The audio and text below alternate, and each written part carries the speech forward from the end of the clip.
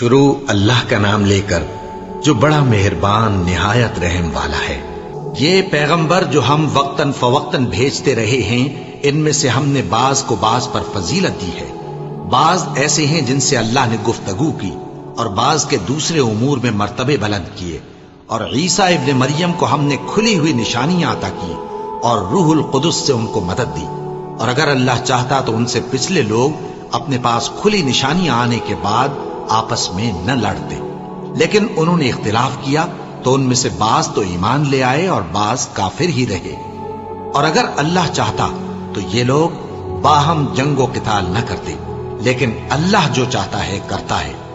اے ایمان والو، جو مال ہم نے تم کو دیا ہے اس میں سے اس دن کے آنے سے پہلے پہلے خرچ کر لو جس میں نہ اعمال کا سودا ہو اور نہ دوستی اور سفارش ہو سکے، اور کفر کرنے والے لوگ ظالم ہیں۔ اللہ وہ معبود برحق ہے کہ اس کے سوا کوئی عبادت کے لائق نہیں، زندہ ہے، سب کو تھامنے والا، اسے نہ اونگ آتی ہے نہ نیند۔ جو کچھ آسمانوں میں اور جو کچھ زمین میں ہے سب اسی کا ہے۔ کون ہے کہ اس کی اجازت کے بغیر اس سے کسی کی سفارش کر سکے؟ جو کچھ لوگوں کے روبرو ہو رہا ہے اور جو کچھ ان کے پیچھے ہو چکا ہے اسے سب معلوم ہے، اور لوگ اس کی معلومات میں سے کسی چیز پر دسترس حاصل نہیں کر سکتے۔ ہاں، جس قدر وہ چاہتا ہے اسی قدر معلوم کرا دیتا ہے۔ اس کی بادشاہی اور علم آسمان اور زمین سب پر حاوی ہے، اور اسے ان کی حفاظت کچھ بھی دشوار نہیں۔ وہ بڑا عالی رتبہ ہے، جلیل القدر ہے۔ دین اسلام میں کوئی زبردستی نہیں ہے۔ ہدایت صاف طور پر ظاہر اور گمراہی سے الگ ہو چکی ہے۔ تو جو شخص بتوں سے اعتقاد نہ رکھے اور اللہ پر ایمان لائے، اس نے ایسی مضبوط رسی ہاتھ میں پکڑ لی ہے جو کبھی ٹوٹنے والی نہیں، اور اللہ سب کچھ سنتا ہے، سب کچھ جانتا ہے۔ جو لوگ ایمان لائے ہیں ان کا دوست اللہ ہے کہ اندھیرے سے نکال کر روشنی میں لے جاتا ہے، اور جو کافر ہیں ان کے دوست شیطان ہیں کہ ان کو روشنی سے نکال کر اندھیرے میں لے جاتے ہیں۔ یہی لوگ اہل دوزخ ہیں کہ اس میں ہمیشہ رہیں گے۔ بھلا تم نے اس شخص کو نہیں دیکھا جو اس غرور کے سبب سے کہ اللہ نے اس کو سلطنت بخشی تھی، ابراہیم سے اپنے پروردگار کے بارے میں جھگڑنے لگا؟ جب ابراہیم نے کہا میرا پروردگار تو وہ ہے جو زندگی دیتا ہے اور موت دیتا ہے، وہ بولا کہ زندگی اور موت تو میں بھی دے سکتا ہوں۔ ابراہیم نے کہا کہ اللہ تو سورج کو مشرق سے نکالتا ہے، آپ اسے مغرب سے نکال دیجیے۔ یہ سن کر وہ کافر ہکا بکا رہ گیا، اور اللہ بے انصافوں کو ہدایت نہیں دیا کرتا۔ یا اسی طرح اس شخص کو نہیں دیکھا جس کا ایک بستی پر جو اپنی چھتوں پر گری پڑی تھی گزر ہوا، تو اس نے کہا کہ اللہ اس کے باشندوں کو مرنے کے بعد کیوں کر زندہ کرے گا؟ تو اللہ نے اس کی روح قبض کر لی اور 100 برس تک اس کو مردہ رکھا۔ پھر اس کو جلا اٹھایا اور پوچھا تم کتنا عرصہ مرے پڑے رہے ہو؟ اس نے جواب دیا کہ 1 دن یا اس سے بھی کم۔ اللہ نے فرمایا نہیں، بلکہ 100 برس مرے رہے ہو، اور اپنے کھانے پینے کی چیزوں کو دیکھو کہ اتنی مدت میں مطلق سڑی بسی نہیں، اور اپنے گدھے کو بھی دیکھو جو مرا پڑا ہے۔ غرض ان باتوں سے یہ ہے کہ ہم تم کو لوگوں کے لیے اپنی قدرت کی نشانی بنائیں۔ اور ہاں، گدھے کی ہڈیوں کو دیکھو کہ ہم ان کو کس طرح جوڑے دیتے اور ان پر کس طرح گوشت پوست چڑھائے دیتے ہیں۔ جب یہ واقعات اس کے مشاہدے میں آئے تو بول اٹھا کہ میں یقین کرتا ہوں کہ اللہ ہر چیز پر قادر ہے۔ اور جب ابراہیم نے اللہ سے عرض کیا کہ اے پروردگار مجھے دکھا کہ تو مردوں کو کیوں کر زندہ کرے گا، اللہ نے فرمایا کیا تم نے اس بات کا یقین نہیں کیا؟ انہوں نے کہا کیوں نہیں، لیکن میں دیکھنا اس لیے چاہتا ہوں کہ میرا دل اطمینان کامل حاصل کر لے۔ فرمایا کہ 4 پرندے لے لو، پھر ان کو اپنے سے ہلا لو اور ان کے ٹکڑے ٹکڑے کر دو، پھر ان کا ایک ایک ٹکڑا ہر ایک پہاڑ پر رکھ دو، پھر ان کو بلاؤ تو وہ تمہارے پاس دوڑتے چلے آئیں گے، اور جان رکھو کہ اللہ غالب ہے، صاحب حکمت ہے۔ جو لوگ اپنا مال اللہ کی راہ میں خرچ کرتے ہیں ان کے مال کی مثال اس دانے کی سی ہے جس سے 7 بالیں اگیں اور ہر ایک بال میں 100 دانے ہوں، اور اللہ جس کے اجر کو چاہتا ہے اور زیادہ کرتا ہے، اور اللہ کشائش والا ہے، سب کچھ جاننے والا ہے۔ جو لوگ اپنا مال اللہ کے راستے میں صرف کرتے ہیں پھر اس کے بعد نہ اس خرچ کا کسی پر احسان رکھتے ہیں اور نہ کسی کو تکلیف دیتے ہیں، ان کا صلہ ان کے پروردگار کے پاس تیار ہے، اور قیامت کے روز نہ ان کو کچھ خوف ہوگا اور نہ وہ غمگین ہوں گے۔ جس خیرات کے دینے کے بعد لینے والے کو ایذا دی جائے، اس سے تو نرم بات کہہ دینی اور درگزر کرنا بہتر ہے، اور اللہ بے نیاز ہے، بردبار ہے۔ مومنوں، اپنے صدقات و خیرات احسان رکھنے اور ایذا دینے سے اس شخص کی طرح برباد نہ کر دینا جو لوگوں کو دکھاوے کے لیے مال خرچ کرتا ہے اور اللہ اور روز آخر پر ایمان نہیں رکھتا، تو اس کے مال کی مثال اس چٹان کی سی ہے جس پر تھوڑی سی مٹی پڑی ہو اور اس پر زور کا مے برس کر اسے صاف کر ڈالے۔ اسی طرح یہ ریاکار لوگ اپنے اعمال کا کچھ بھی صلہ حاصل نہیں کر سکیں گے، اور اللہ ایسے ناشکروں کو ہدایت نہیں دیا کرتا۔ اور جو لوگ اللہ کی خوشنودی حاصل کرنے کے لیے اور خلوص نیت سے اپنا مال خرچ کرتے ہیں، ان کی مثال ایک باغ کی سی ہے جو اونچی جگہ پر واقع ہو، جب اس پر زور کا مے پڑے تو دگنا پھل لائے، پھر اگر مے نہ بھی پڑے تو خیر پھوار ہی صحیح، اور اللہ تمہارے کاموں کو دیکھ رہا ہے۔ بھلا تم میں کوئی یہ چاہتا ہے کہ اس کا کھجوروں اور انگوروں کا باغ ہو جس میں نہریں بہ رہی ہوں اور اس میں اس کے لیے ہر قسم کے میوے موجود ہوں، اور اسے بڑھاپا آ پکڑے اور اس کے ننھے ننھے بچے بھی ہوں، تو ناگہاں اس باغ پر آگ کا بھرا ہوا بگولا چلے، بس وہ جل جائے۔ اس طرح اللہ تم سے اپنی آیتیں کھول کھول کر بیان فرماتا ہے تاکہ تم سوچو اور سمجھو۔ مومنوں، جو پاکیزہ اور عمدہ مال تم کماتے ہو اور جو چیزیں ہم تمہارے لیے زمین سے نکالتے ہیں، ان میں سے اللہ کی راہ میں بھی خرچ کرو، اور بری اور ناپاک چیزیں دینے کا قصد نہ کرنا کہ اگر وہ چیزیں تمہیں دی جائیں تو بجز اس کے کہ لیتے وقت آنکھیں بند کر لو، ان کو کبھی نہ لو، اور جان رکھو کہ اللہ بے نیاز ہے، خوبیوں والا ہے۔ شیطان تمہیں تنگ دستی کا خوف دلاتا اور بے حیائی کے کام کرنے کو کہتا ہے، اور اللہ تم سے اپنی بخشش اور رحمت کا وعدہ کرتا ہے، اور اللہ کشائش والا ہے، سب کچھ جاننے والا ہے۔ وہ جس کو چاہتا ہے دانائی بخشتا ہے، اور جس کو دانائی ملی بے شک اس کو بڑی نعمت ملی، اور نصیحت تو وہی لوگ قبول کرتے ہیں جو عقل مند ہیں۔ اور تم اللہ کی راہ میں جس طرح کا خرچ کرو یا کوئی نذر مانو، اللہ اس کو جانتا ہے، اور ظالموں کا کوئی مددگار نہ ہوگا۔ اگر تم خیرات ظاہر کر کے دو تو وہ بھی خوب ہے، اور اگر پوشیدہ دو اور دو بھی ضرورت مندوں کو تو یہ تمہارے لیے بہتر ہے، اور اس طرح کا دینا تمہارے گناہوں کو بھی دور کرے گا، اور اللہ کو تمہارے سب کاموں کی خبر ہے۔ اے نبی صلی اللہ علیہ وآلہ وسلم، تم ان لوگوں کی ہدایت کے ذمہ دار نہیں ہو، بلکہ اللہ ہی جس کو چاہتا ہے ہدایت بخشتا ہے۔ اور مومنوں، تم جو مال خرچ کرو گے تو اس کا فائدہ تم ہی کو ہے، اور تم تو جو خرچ کرو گے اللہ کی خوشنودی کے لیے کرو گے، اور جو مال تم خرچ کرو گے وہ تمہیں پورا پورا دے دیا جائے گا، اور تمہارا کچھ نقصان نہیں کیا جائے گا۔ اور ہاں، تم جو خرچ کرو گے تو ان حاجت مندوں کے لیے جو اللہ کی راہ میں رکے بیٹھے ہیں اور ملک میں کسی طرف جانے کی طاقت نہیں رکھتے اور مانگنے سے آر رکھتے ہیں، یہاں تک کہ نہ مانگنے کی وجہ سے ناواقف شخص ان کو تونگر خیال کرتا ہے، اور تم قیافے سے ان کو صاف پہچان لو کہ حاجت مند ہیں، اور شرم کے سبب لوگوں سے منہ پھوڑ کر اور لپٹ کر نہیں مانگ سکتے۔ اور تم جو مال خرچ کرو گے کچھ شک نہیں کہ اللہ اس کو جانتا ہے۔ جو لوگ اپنا مال رات اور دن اور پوشیدہ اور ظاہر اللہ کی راہ میں خرچ کرتے رہتے ہیں، ان کا صلہ ان کے پروردگار کے پاس ہے، اور ان کو قیامت کے دن نہ کسی طرح کا خوف ہوگا اور نہ غم۔ جو لوگ سود کھاتے ہیں وہ قبروں سے اس طرح حواس باختہ اٹھیں گے جیسے کسی کو جن نے لپٹ کر دیوانہ بنا دیا ہو، یہ اس لیے کہ وہ کہتے ہیں کہ سودا بیچنا بھی تو نفع کے لحاظ سے ویسا ہی ہے جیسے سود لینا، حالانکہ سودے کو اللہ نے حلال کیا ہے اور سود کو حرام۔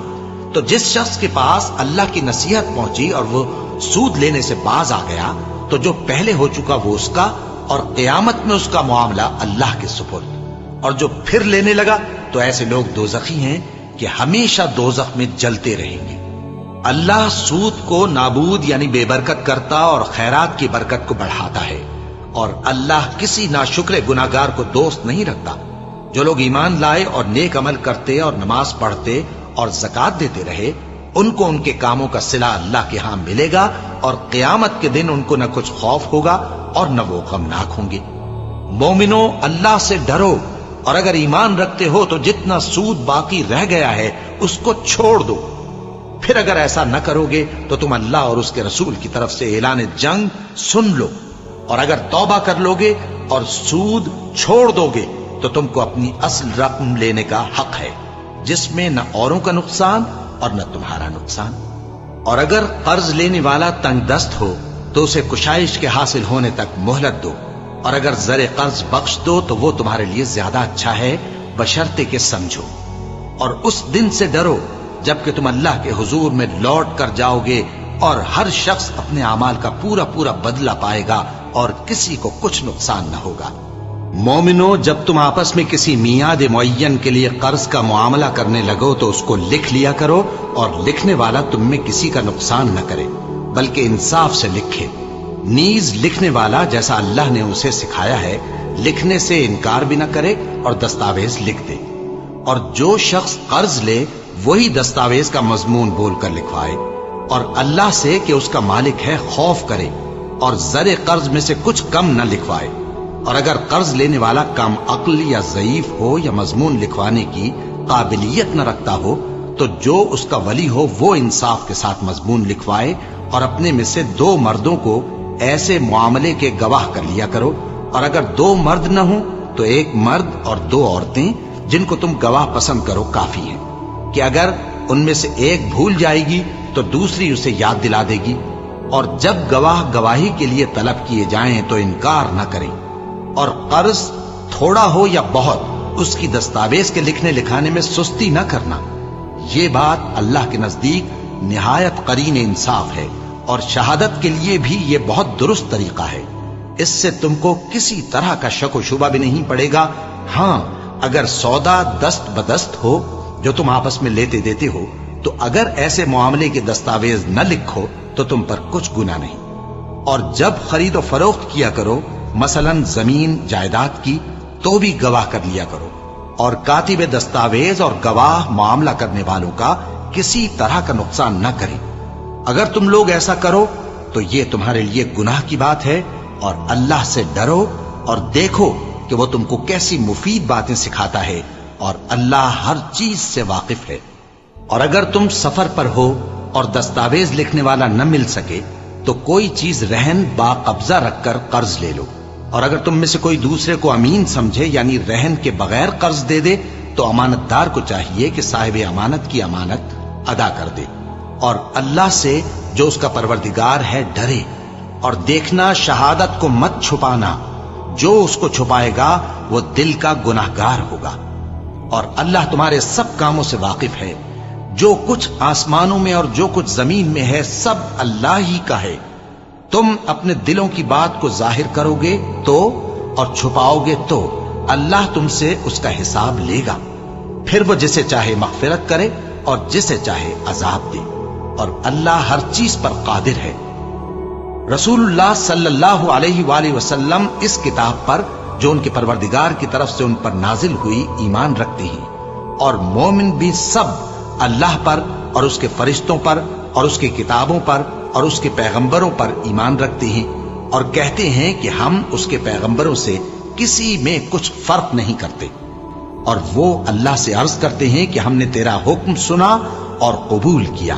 اے پروردگار، ہم تیری بخشش مانگتے ہیں اور تیری ہی طرف لوٹ کر جانا ہے۔ اللہ کسی شخص کو اس کی طاقت سے زیادہ کا ذمہ دار نہیں بناتا۔ اچھے کام کرے گا تو اس کو ان کا فائدہ ملے گا، برے کرے گا تو اسے ان کا نقصان پہنچے گا۔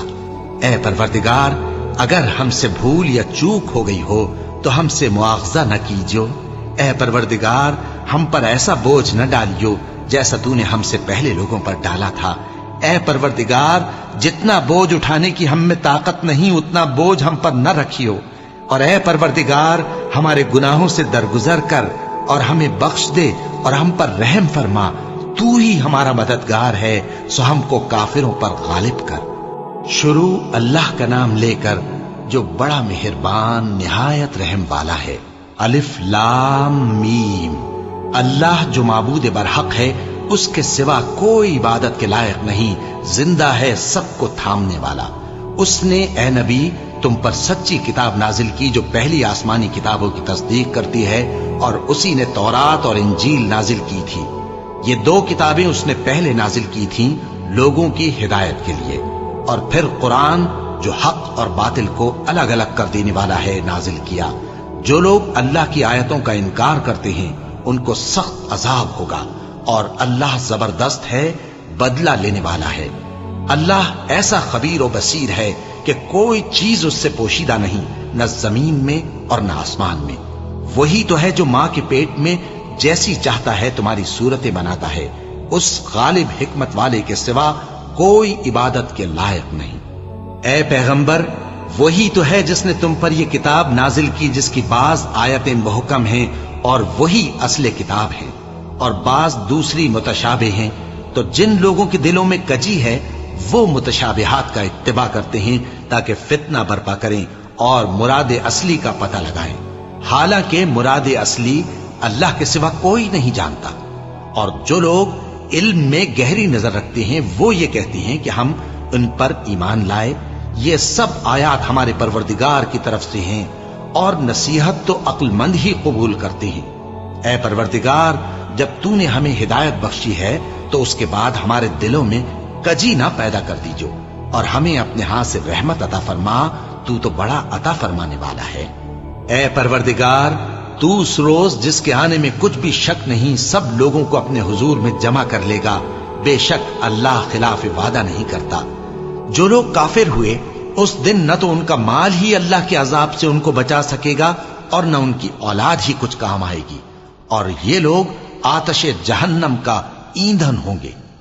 इनका हाल भी फिरौनियों और इनसे पहले लोगों का सा होगा जिन्होंने हमारी आयतों की तकजीब की थी, तो अल्लाह ने उनको उनके गुनाहों के सबब अजाब में पकड़ लिया था, और अल्लाह सख्त अजाब करने वाला है।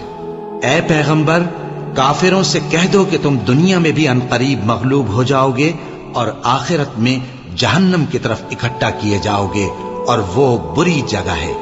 तुम्हारे लिए दो गिरोहों में जो जंगे बद्र के दिन आपस में भिड़ गए कुदरत इलाही की अजीम शान निशानी थी। एक गिरोह मुसलमानों का था, वो अल्लाह की राह में लड़ रहा था, और दूसरा गिरोह काफिरों का था, वो उनको अपनी आंखों से अपने से दुगना मुशाहिदा कर रहा था। और अल्लाह अपनी नुसरत से जिसको चाहता है मदद देता है। जो अहले बसारत हैं उनके लिए इस वाक़े में बड़ी इबरत है। लोगों को उनकी ख्वाहिशों की चीजें यानी औरतें और बेटे और सोने और चांदी के बड़े बड़े ढेर और निशान लगे हुए घोड़े और मवेशी और खेती बड़ी जीनतदार मालूम होती हैं, मगर ये सब दुनिया ही की जिंदगी के सामान हैं, और अल्लाह के पास बहुत अच्छा ठिकाना है। ऐ पैगंबर, इनसे कहो कि भला मैं तुमको ऐसी चीज बताऊं जो इन चीजों से कहीं अच्छी हो। सुनो, जो लोग परहेजगार हैं उनके लिए अल्लाह के यहाँ बागात बहिश्त हैं जिनके नीचे नहरें बह रही हैं, उनमें वो हमेशा रहेंगे, और पाकीज़ा बीवियां हैं, और सबसे बढ़कर अल्लाह की खुशनूदी। और अल्लाह अपने सब बंदों को देख रहा है जो अल्लाह से इल्तिजा करते हैं कि ऐ परवरदिगार, हम ईमान ले आए सो हमको हमारे गुनाह मुआफ फरमा और हमको दोज़ख के अजाब से महफूज रख।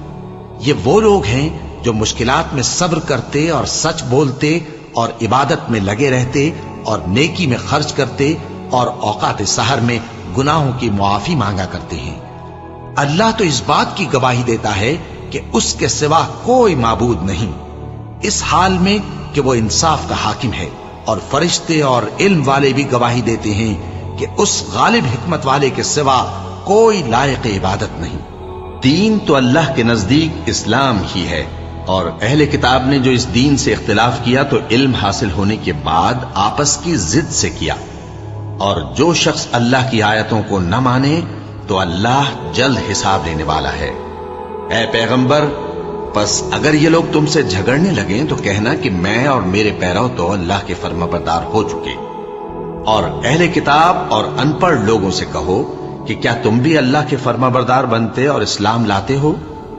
बस अगर ये लोग इस्लाम ले आए तो बेशक हिदायत पालें, और अगर तुम्हारा कहा ना माने तो तुम्हारा काम सिर्फ अल्लाह का पैगाम पहुंचा देना है। اور اللہ اپنے بندوں کو دیکھ رہا ہے۔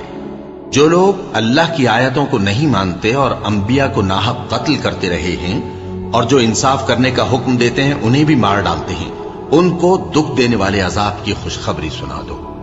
یہ ایسے لوگ ہیں جن کے اعمال دنیا اور آخرت دونوں میں برباد ہیں اور ان کا کوئی مددگار نہیں ہوگا۔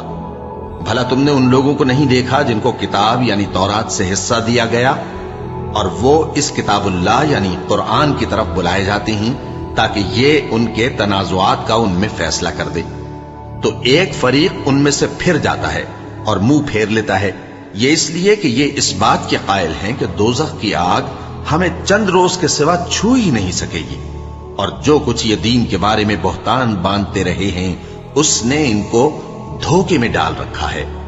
تو اس وقت کیا حال ہوگا جب ہم ان کو جمع کریں گے، یعنی اس روز جس کے آنے میں کچھ بھی شک نہیں، اور ہر نفس اپنے اعمال کا پورا پورا بدلہ پائے گا اور ان پر ظلم نہیں کیا جائے گا۔ کہو کہ اے اللہ، اے بادشاہی کے مالک، تو جس کو چاہے بادشاہی بخشے اور جس سے چاہے بادشاہی چھین لے، اور جس کو چاہے عزت دے اور جسے چاہے ذلیل کرے۔ ہر طرح کی بھلائی تیرے ہی ہاتھ ہے اور بے شک تو ہر چیز پر قادر ہے۔ تو ہی رات کو دن میں داخل کرتا اور تو ہی دن کو رات میں داخل کرتا ہے، تو ہی بے جان سے جاندار پیدا کرتا ہے اور تو ہی جاندار سے بے جان پیدا کرتا ہے، اور تو ہی جس کو چاہتا ہے بے حساب رزق بخشتا ہے۔ مومنوں کو چاہیے کہ مومنوں کے سوا کافروں کو دوست نہ بنائیں، اور جو ایسا کرے گا اس سے اللہ کا کچھ عہد نہیں۔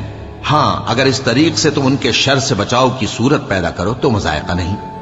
اور اللہ تم کو اپنے غضب سے ڈراتا ہے اور اللہ ہی کی طرف تم کو لوٹ کر جانا ہے۔ اے پیغمبر، لوگوں سے کہہ دو کہ کوئی بات تم اپنے دلوں میں مخفی رکھو یا اسے ظاہر کرو، اللہ اس کو جانتا ہے، اور جو کچھ آسمانوں میں اور جو کچھ زمین میں ہے اس کو سب کی خبر ہے، اور وہ ہر چیز پر قادر ہے۔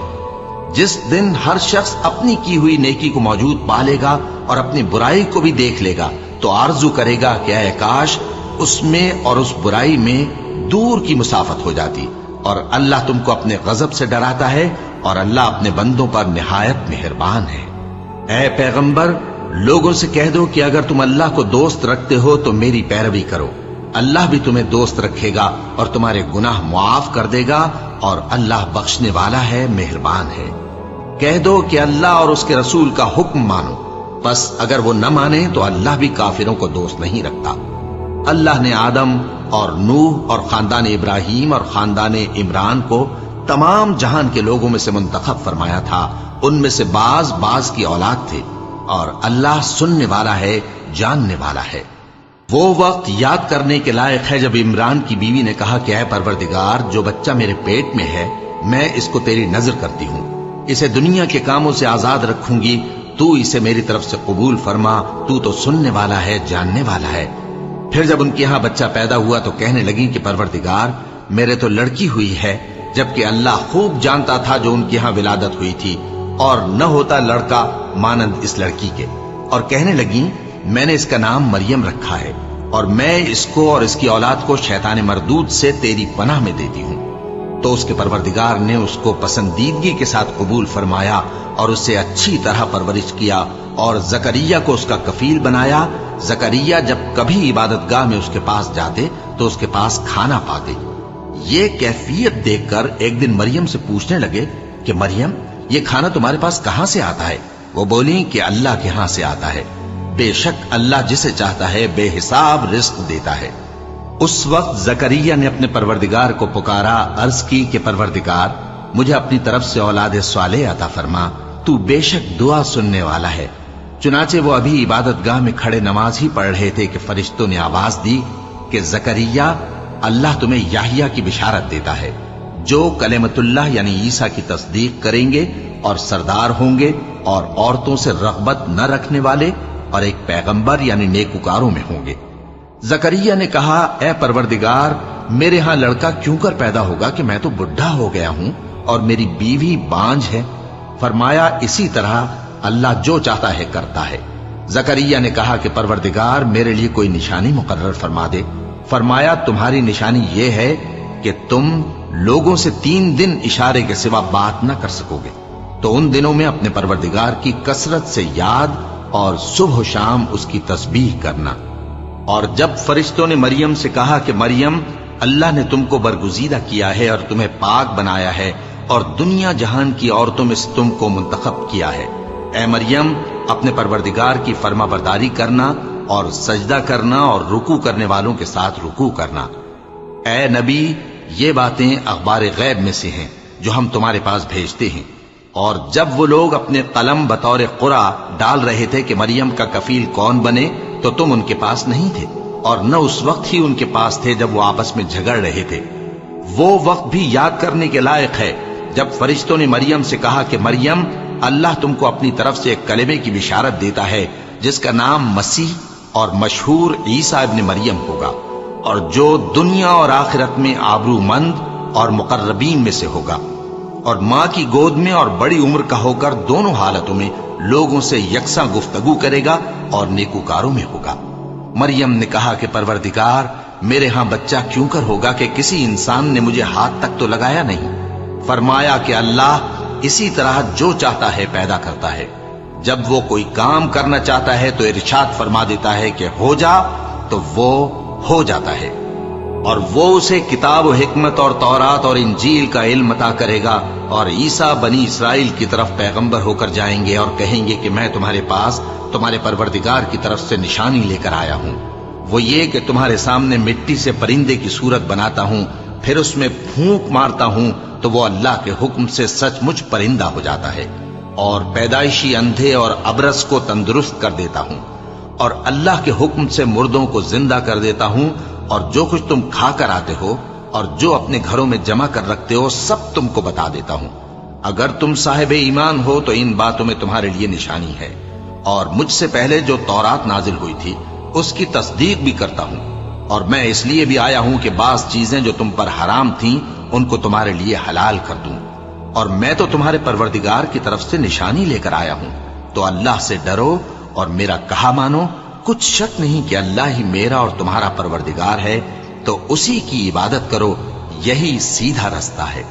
پھر جب عیسیٰ نے ان کی طرف سے انکار و نافرمانی ہی دیکھی تو کہنے لگے کہ کوئی ہے جو اللہ کا طرفدار اور میرا مددگار ہو؟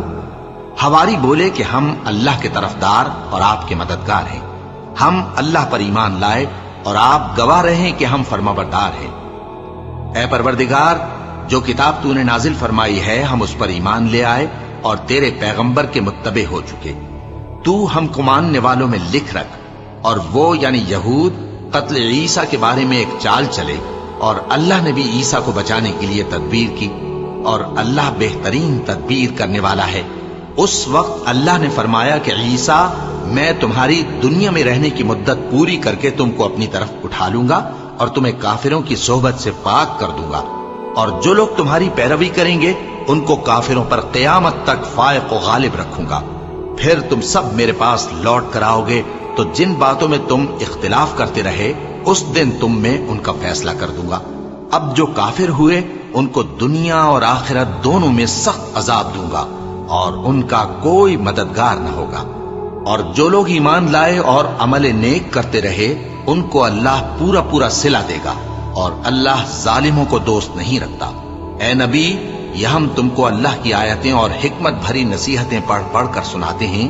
عیسیٰ کا حال اللہ کے نزدیک آدم کا سا ہے کہ اس نے پہلے مٹی سے ان کو بنایا، پھر فرمایا کہ باشعور انسان ہو جا، تو وہ ویسے ہی ہو گئے۔ یہ بات تمہارے پروردگار کی طرف سے حق ہے، تو تم ہرگز شک کرنے والوں میں نہ ہونا۔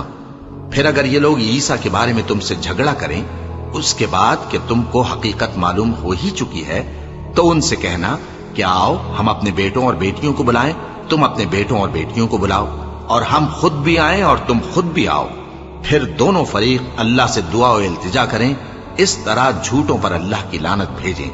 یہ تمام بیانات صحیح ہیں، اور اللہ کے سوا کوئی معبود نہیں، اور بے شک اللہ غالب ہے، صاحب حکمت ہے۔ بس اگر یہ لوگ پھر جائیں تو اللہ مفسدوں کو خوب جانتا ہے۔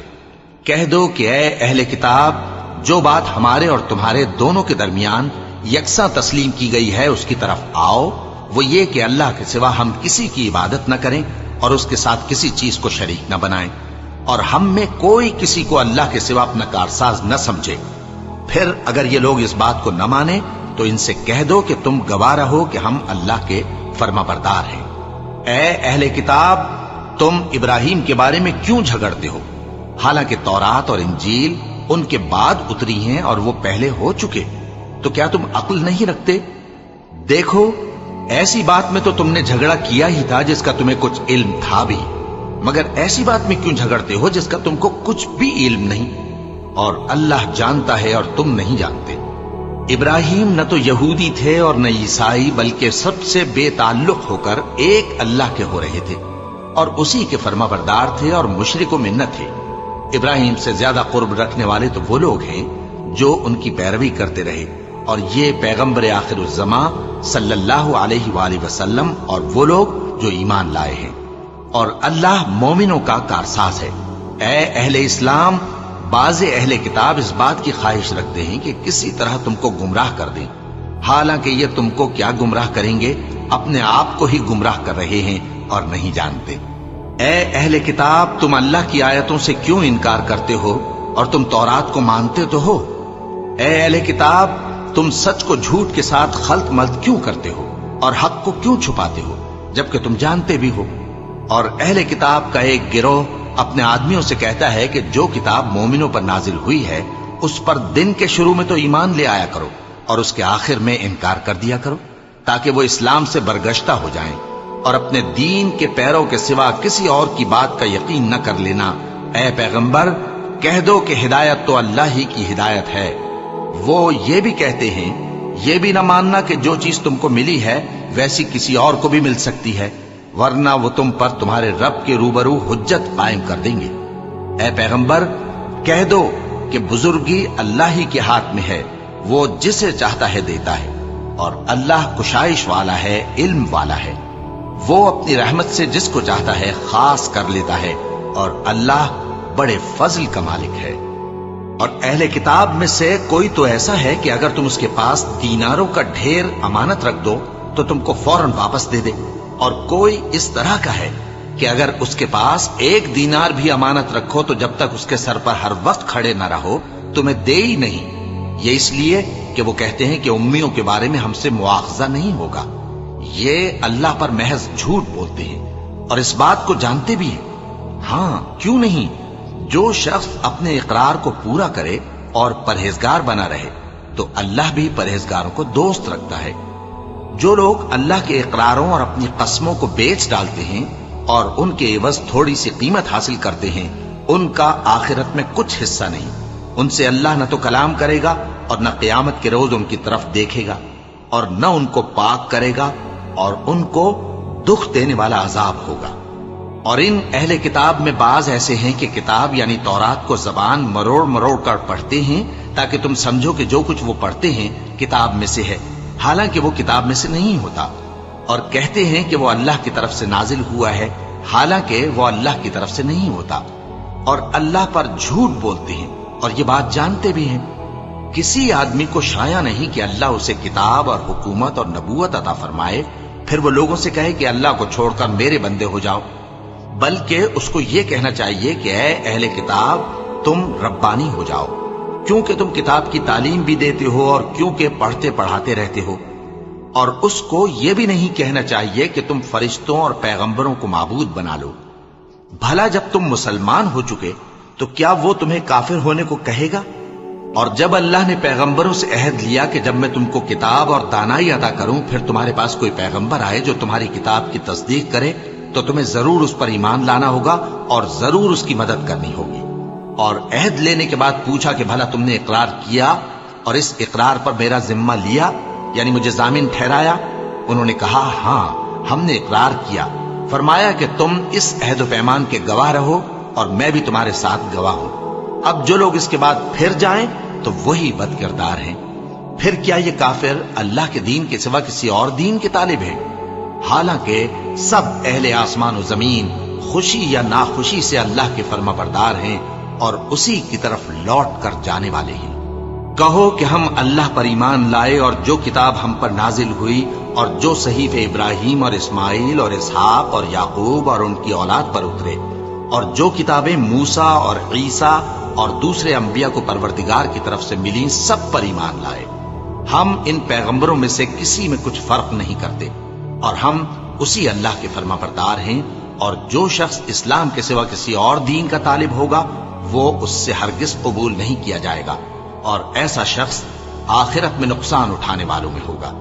اللہ ایسے لوگوں کو کیوں کر ہدایت دے جو ایمان لانے کے بعد کافر ہو گئے اور پہلے اس بات کی گواہی دے چکے کہ یہ پیغمبر برحق ہے، اور ان کے پاس دلائل بھی آ گئے، اور اللہ بے انصافوں کو ہدایت نہیں دیتا۔ ان لوگوں کی سزا یہ ہے کہ ان پر اللہ کی اور فرشتوں کی اور انسانوں کی سب کی لعنت ہے، ہمیشہ اس لعنت میں گرفتار رہیں گے۔ ان سے نہ تو عذاب ہلکا کیا جائے گا اور نہ انہیں مہلت دی جائے گی۔ ہاں، جنہوں نے اس کے بعد توبہ کی اور اپنی حالت درست کر لی تو اللہ بخشنے والا مہربان ہے۔ جو لوگ ایمان لانے کے بعد کافر ہو گئے پھر کفر میں بڑھتے گئے، ایسوں کی توبہ ہرگز قبول نہیں ہوگی، اور یہ لوگ گمراہ ہیں۔ جو لوگ کافر ہوئے اور کفر ہی کی حالت میں مر گئے، وہ اگر نجات حاصل کرنی چاہیں اور بدلے میں زمین بھر سونا دیں تو ہرگز قبول نہیں کیا جائے گا۔ ان لوگوں کو دکھ دینے والا عذاب ہوگا اور ان کا کوئی مددگار نہیں ہوگا۔